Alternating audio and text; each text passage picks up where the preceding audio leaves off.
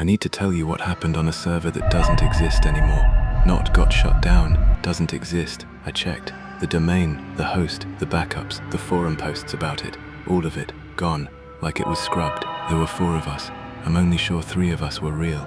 By the end of this, you're going to want to check who's logged into your world right now. I'm serious. Finish the video first, then check. So this was back when private SMP servers were the only way any of us really played. Whitelisted, invite only, run off somebody's spare laptop in their bedroom. Ours was run by a guy named Theo.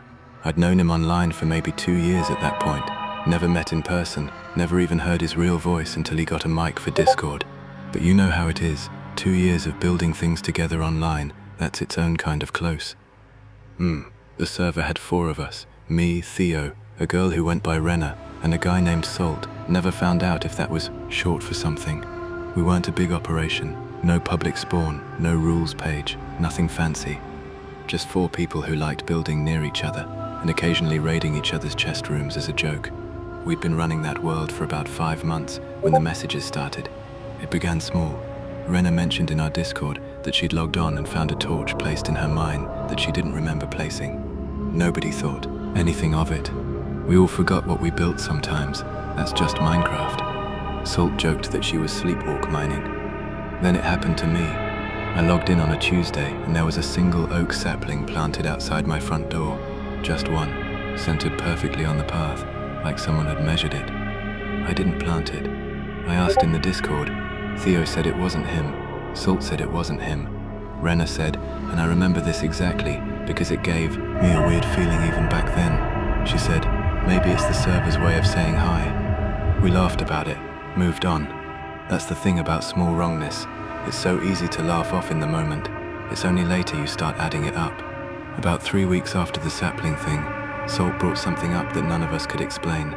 He'd been building a watchtower on the edge of our shared base. Tall thing, maybe 40 blocks up. You could see half the map from the top. He said he was working on it late one night, alone, when he looked out from the platform and saw torchlight moving in the forest. Far off, past our border, past anywhere any of us had built. He assumed it was one of us, pulled up the player list. Only his name was on it. He didn't say anything in the group chat that night, told us the next morning instead, kind of laughing it off the way you do when you don't actually think it's funny. We did the yibble, obvious thing, checked the server logs, nothing. No other connections that night, no bots, no whitelist breach, nothing in the console. Here's where I want to be honest with you, because a lot of these stories online stretch the truth to make it scarier. I'm not going to do that. At this point, we genuinely thought it was a glitch. Distant mobs rendering weird, maybe a zombie holding a drop torch, something explainable. We didn't panic. We didn't even really talk about it much after.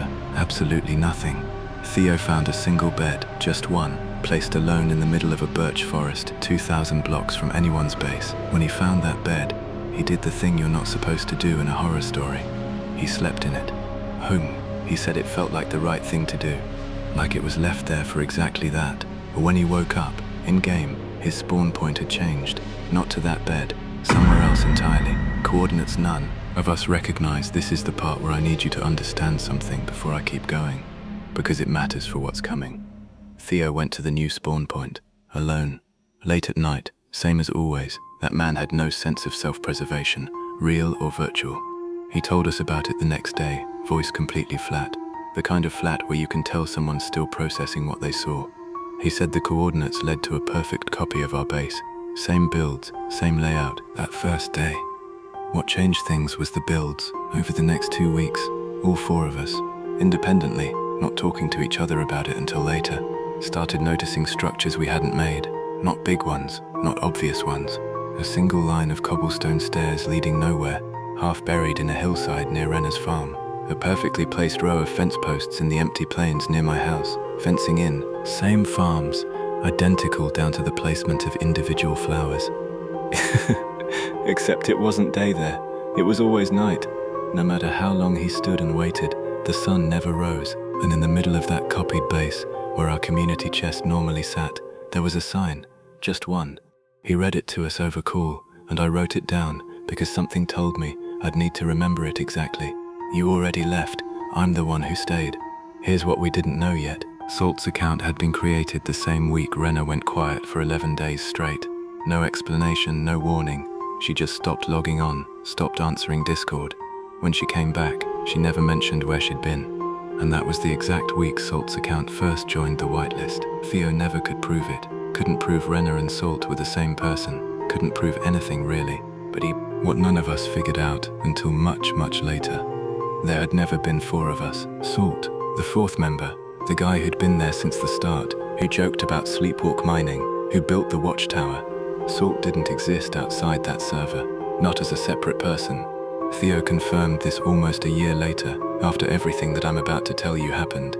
He went back through old chat logs, old voice call recordings, anything he could find. Stopped being able to find any record of Salt talking when Renner wasn't also online at the same time. Not once. Not in over 4 months of logs. So if that's true, if Salt was never really separate, then the 4th shadow Salt saw from his watchtower that night wasn't a glitch. It was whoever, or whatever, had been leaving torches and saplings and beds in empty forests since the beginning. Which meant there really had been a 4th player all along. We just had the wrong one's name. After Theo found that sign, things moved fast. Faster than I'm comfortable with even now. We made a decision as a group, stupid in hindsight, to all log on together and go to that copied base as a group. Safety in numbers, we figured. If something was actually there, 4 of us standing together felt safer than one of us going alone like Theo had. I want to walk you through that night, exactly how it happened, because every single detail matters. We met at our actual spawn first, all 4 icons in the player list, green dots, everyone present. We walked together, didn't fly, didn't use elytra, just walked, because no stars, no moon, nothing. The copied base stood exactly as Theo described it, identical to ours in every way except the silence. There were no mob sounds, no wind, no ambient anything, just our own footsteps. The sign was still there, same words, you already left, I'm the one who stayed. Renner, or whatever Renner actually was by this point, depending on what you believe about her and Salt, said, somebody said running there with wings felt disrespectful, like we were taunting something. I didn't ask what he meant by that. I think I already understood. The walk took almost 20 real-time minutes. Conversation got quieter the closer we got. By the last few hundred blocks, nobody was talking at all.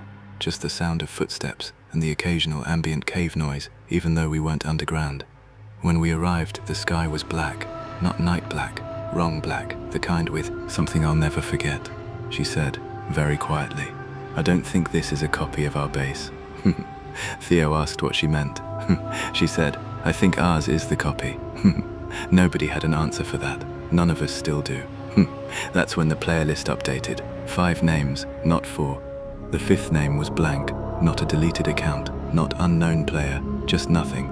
An empty string where a username should be, and it was standing directly behind Theo's character in-game. We could all see it. A player skin, the default Steve model, no name tag above its head, standing close enough that the game's collision should have pushed it away. It didn't move when Theo turned around to face it. It didn't move when he hit it. It only moved once, when he typed in chat, directly to it, who are you? And it took one slow step backward into the dark beyond the torchlight, and was gone. We logged off that night and didn't talk for almost 2 days.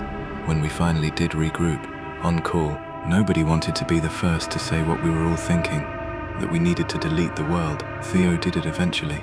Deleted the server files, took the domain down, scrubbed what he could from the forums where we'd occasionally posted screenshots. He told me a few months later he didn't do it because he was scared of a glitch. He did it because 2 days after that night, he got a friend request on Discord from an account with no profile picture, no username, just a blank default tag and a single message. Audio. It said, I'm the one who stayed. Same words as the sign. He didn't respond, blocked the account. Says he's never been able to find any trace of it since. No mutual servers, no way it could have known his Discord in the first place, since none of us had ever publicly linked our Minecraft accounts to our Discord handles anywhere online. I still play Minecraft. I want, and for just a second, right as the world finishes generating, before anything renders in properly, the player list shows 2 names I told you at the start of this video, to check who's logged into your world. I meant that, not because I think something's going to be there. Statistically, probably not. It's probably nothing. The same way the torches and the saplings were probably nothing. The same way the bed in that birch forest was probably nothing. But Renner said something else that last night, before we logged off for good. She said the scariest part wasn't the fifth player. It was that none of us could remember, not one of us, who actually built that watchtower Salt was supposedly standing on the night this all started. We checked the build logs afterward. There was no record of it ever being placed. To be clear about that, this story didn't ruin the game for me. Not exactly, but I don't play multiplayer the way I used to. I check the player list obsessively now, every single session, even in worlds I've had whitelisted and locked down for years.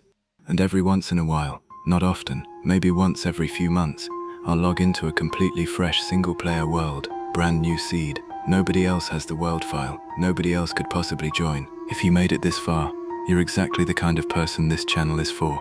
I've got more stories like this coming every week.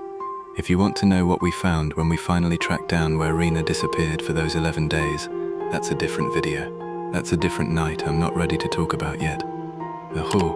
Subscribe if you want to be there when I am.